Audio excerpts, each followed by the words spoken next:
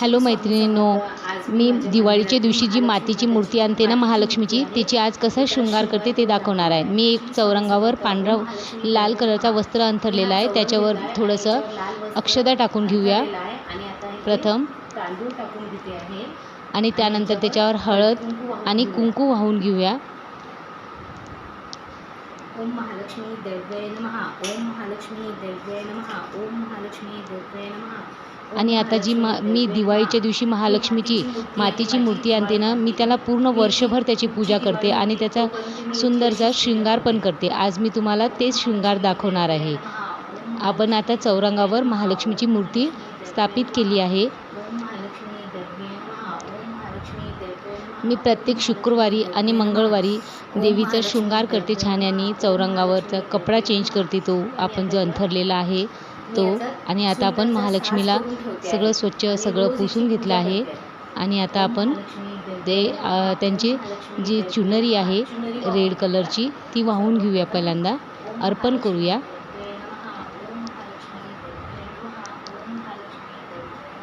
देवीला लाल कलरची चुनरी अर्पण केल्याने हे सौभाग्याचं प्रतीक असते. आणि त्यानंतर स्फटिकची माळा आहे माझ्याकडे. ती स्फटिकची माळा देवीला अतिशय प्रिय असते. मी ती महालक्ष्मीला नेहमी गळ्यात वाहते. आणि आपल्याकडे छोट्या छोट्या ज्या लाल कलरच्या बांगड्या आहेत त्या पण महालक्ष्मीला वाहून घेऊया.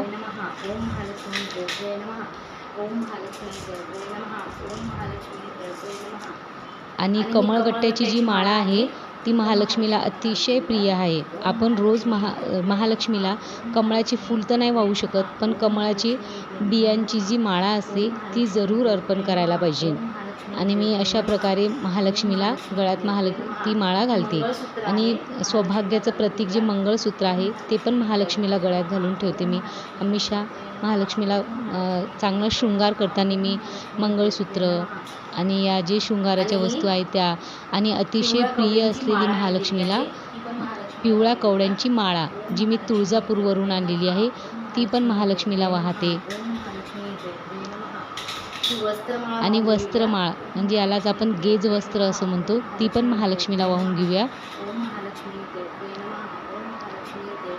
आणि ही महालक्ष्मीला अतिशय सुंदर रेखीव जी मी कोल्हापूरवरून आणलेला आहे साज महालक्ष्मीला ती पण वाहून घेऊया. आणि त्यानंतर इथे धनाची देवी असल्यामुळे महालक्ष्मी ते जे धन अशी आपण एक एक कॉईनचं जे लावलेलं आहे ते एका छोट्याशा माठामध्ये मी कॉईन भरून ठेवला आहे. आणि त्याच्यामध्ये ते अशी कॉईन पडताना ते दाखवलेलं आहे तिथे. आणि दुसऱ्या याच्यामध्ये दुसऱ्या याच्या मातीच्या याच्यामध्ये गडव्यामध्ये पिवळ्या कवड्या ठेवल्या आहे आणि गोमती चक्र ठेवलेलं आहे. आणि हे माझ्याकडे महालक्ष्मीचं श्रीयंत्र आहे, अष्टलक्ष्मीचं यंत्र आहे, ते पण इथे ठेवूया. आणि गजलक्ष्मी पण इथे ठेवूया. आणि कामधेनू गाय पण ठेवूया.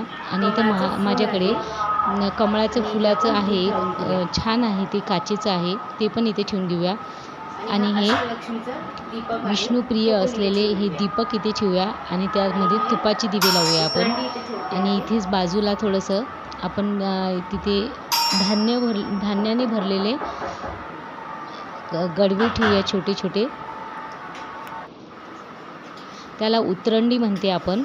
आणि आता महालक्ष्मीला आपण तिथे एक छोटासा गडवा पण पाण्याने भरून ठेवलेला आहे. आणि आता आपण दीप प्रज्वलित करून महालक्ष्मीची छानशी आरती करून घेऊया.